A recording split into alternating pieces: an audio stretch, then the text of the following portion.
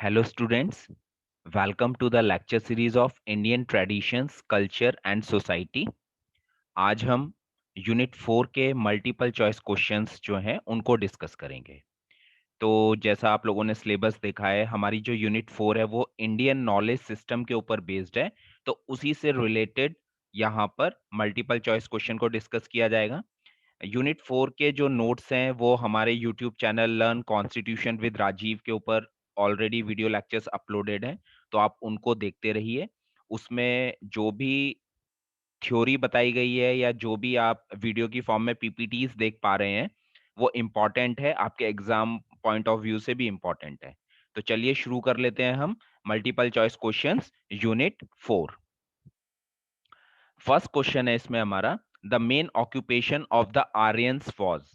तो जैसा आप लोग जानते हैं, एक थ्योरी ये दी जाती है कि जो आर्यंस थे इंडस वैली सिविलाइजेशन में और या उससे पहले जो भी रह रहे थे इंडिया के अंदर, तो उनका बेसिकली जो मेन ऑक्यूपेशन था वो क्या था? क्या वो बिजनेस करते थे या वीविंग करते थे? वीविंग मीन्स कपड़े बनाना। Then C farming and D agriculture. तो बेसिकली इंडस वैली सिविलाइजेशन के जब हम स्टार्टिंग की बात करते हैं तो उस टाइम पे आर्यंस जो हैं सबसे पहले उनका मेन ऑक्यूपेशन था agriculture. Question number 2, which of the following instrument used by Aryabhata? Chakra yantra, भांगन यंत्र, धनु यंत्र और गति यंत्र। ठीक है।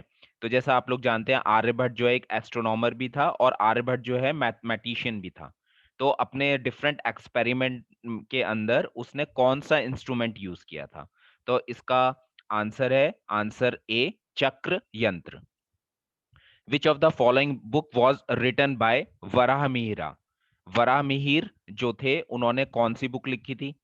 पंच सिद्धांता, बृहद संहिता या बृहद जातक या D all of the above? तो option D is correct, all of the above. ये तीनों बुक जो हैं वराहमिहिर ने लिखी थी। Question number 4, who among the following never use the needle instrument? शलाका यंत्र। ठीक है, अपने वेरियस एक्सपेरिमेंट में इनमें से किसने निडल इंस्ट्रूमेंट का इस्तेमाल नहीं किया था? Lalla, B Aryabhata, C Shripati, D Bhaskaracharya. तो option B is correct, Aryabhata.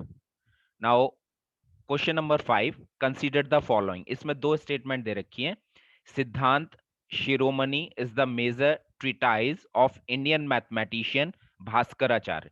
Treatise क्या होता है? ट्रीटाइज एक तरह से लिटरेचर होता है, उसको बोलते हैं। तो जो मैथमेटिशियन थे भास्कराचार्य, उन्होंने सिद्धांत शिरोमणि जो है वो लिखा था। दूसरा स्टेटमेंट है, भास्कराचार्य रोड द सिद्धांत शिरोमणि इन 1150 when he was 36 year old. तो हमें यह बताना है कि भास्कराचार्य के बारे में क्या ये दोनों बातें सही हैं या कौन सा ऑप्शन रहेगा? ओनली फर्स्ट करेक्ट है, ओनली सेकंड करेक्ट है, बोथ फर्स्ट एंड सेकंड है, नाइदर फर्स्ट नॉट सेकंड है? तो option C is correct, both first and second, दोनों ही स्टेटमेंट सही हैं। Question number 6, who was the writer of Jyotish Ratnamala? ज्योतिष रत्नमाला जो है वो किसने लिखी थी? Option A Lalla, option B Shripati, option C Bhaskaracharya, option D Aryabhata. तो इसमें आंसर बी श्रीपति जो है वो करेक्ट है। देखिए, ये जो हमारी फोर्थ यूनिट है, जैसे मैंने अभी आपको बताया, इंडियन नॉलेज सिस्टम के ऊपर बेस्ड है। तो इसमें हमें बहुत सारे राइटर्स और बहुत सारी बुक्स के नाम जो है वो लर्न करने पड़ेंगे। ठीक है, तो इसीलिए इसमें आपको बेसिकली राइटर्स और ऑथर्स ज्यादा मिलेंगे। ठीक है, या बुक्स के नेम ज्यादा मिलेंगे। Now question number 7, who among the following gave the first rules for dealing with zero as a number? कौन सा मैथमेटिशियन था जिसने सबसे पहले यह बताया था कि जीरो को नंबर की तरह यूज कर सकते हैं? A Aryabhata, B Varahamihira, C Brahmagupta और डी लल्ला। तो option C is correct, Brahmagupta. Question number 8, the first astronomical observatory of Harappan civilisation has been found at which among the following ancient Indian sites? जो हड़प्पा सिविलाइजेशन थी, इंडस वैली सिविलाइजेशन थी, उसमें जो भी कह सकते हैं कि जो साइंटिस्ट रहे होंगे या जो आपके एस्ट्रोनॉमी में जिन्होंने वर्क किया होगा, उन्होंने एक ऑब्जर्वेटरी अपनी एस्टेब्लिश करी थी। तो वो इन चारों में से कौन सी साइट्स में थी, है ना? चुअनहूदाड़ो, रोपड़, धेमावाद और ढोलावीरा। तो option D is correct, Dholavira. Now who wrote Sulva Sutra? Sulva सूत्र क्या है? ये भी बेसिकली बुक है, लेकिन इस ये सुलवा सूत्र जो है सबसे एंशियंट कह सकते हैं मैथ्स के ऊपर बुक है, जिसके ऊपर पूरा आगे चल के मैथमेटिक्स बेस्ड है। तो ये सुलवा सूत्र किसने लिखे थे? आर्यभट्ट, वराहमिहिरा, बुधायन या भास्कराचार्य। तो option C is correct, Baudhayana. Now who discovered zero? Zero किसने डिस्कवर किया था? ब्रह्मगुप्त, आर्यभट्ट, वराहमिहिर या भास्कराचार्य। तो इसका ऑप्शन ए करेक्ट है, ब्रह्मगुप्त। आप जब गूगल पे सर्च करेंगे तो कुछ साइट्स के अंदर आपको इसमें आर्यभट्ट भी मिलेगा, लेकिन जो सबसे पहले जीरो का इस्तेमाल किया वो हमें ब्रह्मगुप्त की जो बुक लिखी ब्रह्मगुप्त ने उसमें देखने को मिलता है। तो उसके बेस पे कह सकते हैं कि जो जीरो है वो ब्रह्मगुप्त ने डिस्कवर किया था। The first Indian mathematician who treated mathematics as a different discipline, मतलब मैथमेटिक्स को पूरी तरह से अलग ही सब्जेक्ट माना गया, वो सबसे पहले किस मैथमेटिशियन ने माना? A Aryabhata, B Varahamihira, C Baudhayana या डी रामानुजम। तो option A is correct, Aryabhata. Now Jyotisha Vedanga या Jyotisha Vedanga was written by Varahamihira, Baudhayana, Ramanujan या लब्धाचार्य। तो option D is correct, Labdhacharya. Now Aryabhatiya was written by, ये बहुत सिंपल क्वेश्चन है, ठीक है? तो A Charaka, B Aryabhata, C Varahamihira, D Sushruta. तो आर्यभट्ट ने जो अपना लिटरेचर लिखा उसको आर्यभट्टिया बोलते हैं, तो आर्यभट्ट से बना आर्यभट्टिया, तो इसीलिए ऑप्शन बी जो है वो करेक्ट है।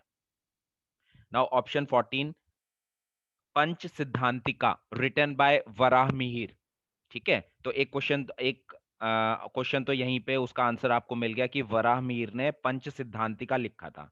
अभी जो पंच सिद्धांतिका लिखा था ये किसके ऊपर बेस्ड था? मैथमेटिक्स के ऊपर, साइंस के ऊपर, एस्ट्रोनॉमी के ऊपर या एस्ट्रोलॉजी के ऊपर? तो ये जो पंच सिद्धांतिका था ये एस्ट्रोनॉमी के ऊपर बेस्ड था, तो option C is correct. Now find out the city or cities of Indus valley civilisation. Dholavira, Mohenjodaro, Banawali, all of these. इसमें से बताना है कि इंडस वैली सिविलाइजेशन की कौन कौन सी सिटीज हुई हैं, कौन सी सिटी है या सारी हुई हैं। तो ये तीनों ही जो हैं इंडस वैली सिविलाइजेशन की सिटीज हैं। तो option D is correct, all of these. अब question number 16, who wrote Akbarnama? Akbarnama जो है अकबर के टाइम में लिखा गया था, है ना? तो अकबर के टाइम में अकबर के दरबार में एक ऑथर थे जिनका नाम था अबुल फजल। उन्होंने आईने अकबरी, अकबरनामा इस तरह की बुक्स लिखी। तो इसमें ऑप्शन बी हमारा करेक्ट है, अबुल फजल। Now who founded the Arya Samaj इन 1875? देखिए क्वेश्चन नंबर 17 और इसके आगे जो क्वेश्चन नंबर 18 आएगा वो बेसिकली थर्ड यूनिट का पार्ट है, थर्ड यूनिट का लास्ट टॉपिक है, ठीक है? तो who founded the Arya Samaj in 1875? A Devendra Nath Tagore, B Keshav Chandra Sen, C Raja Ram Mohan Roy, D Dayanand Saraswati. तो option D is correct, Dayanand Saraswati जो थे उन्होंने आर्य समाज की स्थापना करी थी। Question number 18, who founded the ब्रह्म समाज इन 1828? तो इसमें जो क्वेश्चन हमारा आंसर है वो ऑप्शन बी सही है, राजा राम मोहन राय, ठीक है? और राजा राम मोहन राय को एक तरीके से पाइनियर बोला जाता है, जिन्होंने सोसाइटी के लिए, समाज के लिए, वुमेन्स के उत्थान के लिए बहुत सारे काम किए। Now who is known as the father of surgery in ancient India? Ancient India में फादर ऑफ सर्जरी किसको बोला गया है? तो S for surgery and S for Sushruta, ऐसे आप लोग इसको याद कर लेंगे। तो इसका ऑप्शन बी सही है, सुश्रुत। और जैसा आपको पता है सुश्रुत ने क्या लिखा था? सुश्रुत संहिता लिखी थी।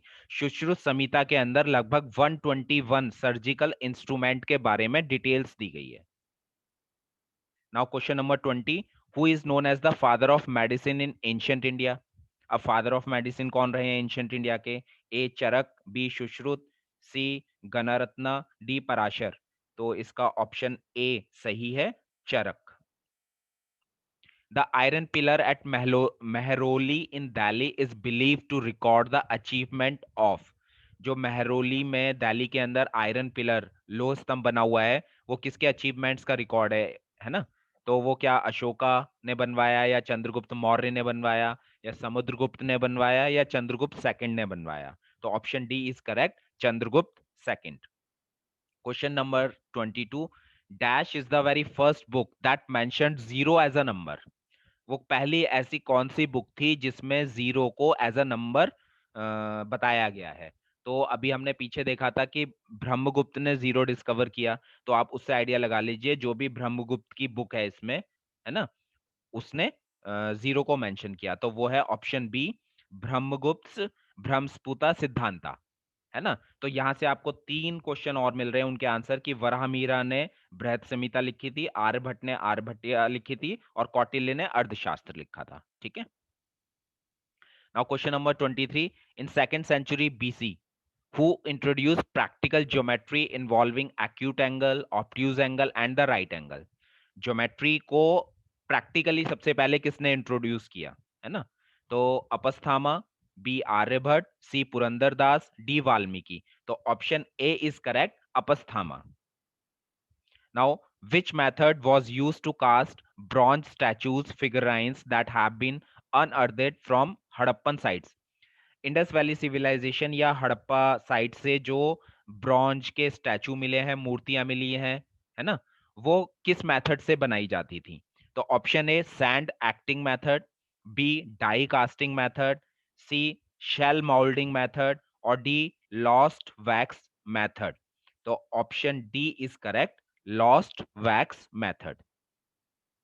Now, question number 25, the most celebrated plant that find frequent mention in the Rig Veda and later Samhitas, जो हमारा सबसे पुराना वेद रहा है ऋग्वेद, है ना, और बाकी के जो और आगे चल के संहिताज लिखी गई है ना, तो उसमें सबसे ज्यादा किस प्लांट का जिक्र किया गया है? तो क्या वो बरगद प्लांट है, नीम प्लांट है, सोम प्लांट है, या जामुन प्लांट है? तो इसका ऑप्शन सी करेक्ट है, सोम प्लांट। नाउ ऑथर ऑफ मृग पक्षी शास्त्र, science of animals and birds, तो एक बुक का नाम है मृग पक्षी शास्त्र। ठीक है, तो जनरली ये बेसिकली आपका एनिमल से और बर्ड्स के बारे में बताया गया है। तो ये मृग पक्षी शास्त्र किसने लिखा था? चरक, बी हंसदेव, सी ईपी ऑडम, और डी वरामीर। ठीक है, तो इसका ऑप्शन बी करेक्ट है, Hansdev. Now Charak, Madhav, Bhagwat and Jivak were noted, ये चारों जो हैं कौन थे? चरक, माधव, भागवत, जीवक कौन थे? क्या ये आयुर्वेदिक प्रैक्टिशनर्स थे, सर्जन्स थे, मैथमेटिशियंस थे, या एस्ट्रोलॉजर्स थे? तो ऑप्शन ए इज करेक्ट, ये चारों ही जो हैं आयुर्वेदिक प्रैक्टिशनर्स रहे हैं।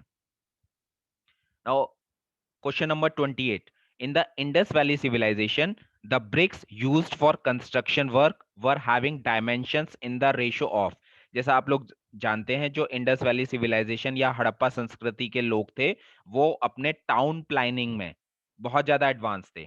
ठीक है, और वो जो ब्रिक इस्तेमाल करते थे, उनका डायमेंशन क्या होता था, वो हमें यहाँ पे बताना है। तो 5:3:2, 4:2:1, 4:3:2, और 6:4:2।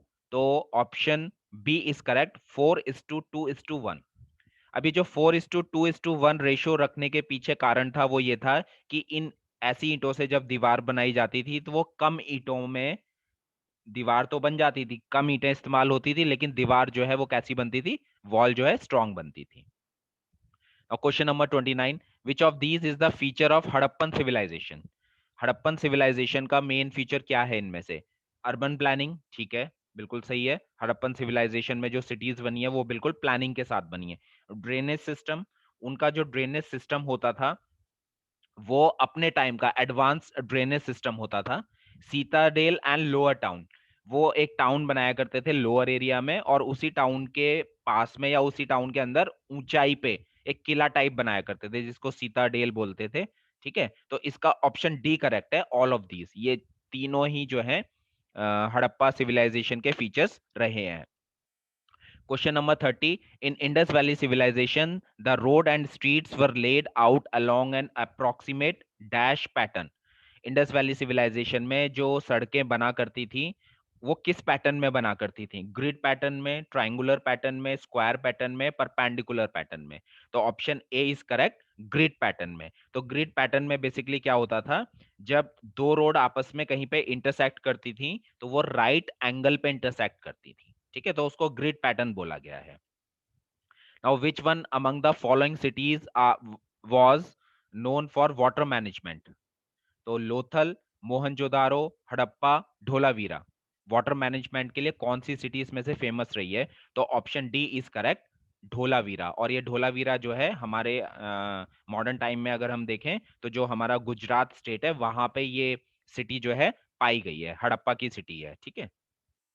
Question number 32, the first metal most widely used by the Indus valley people was?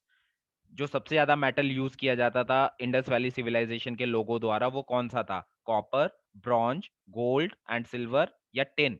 तो इसका आंसर है ऑप्शन ए, कॉपर। कॉपर को सबसे ज्यादा इस्तेमाल में लाया जाता था। Question number 33, traditionally what materials were used to write manuscripts in ancient India?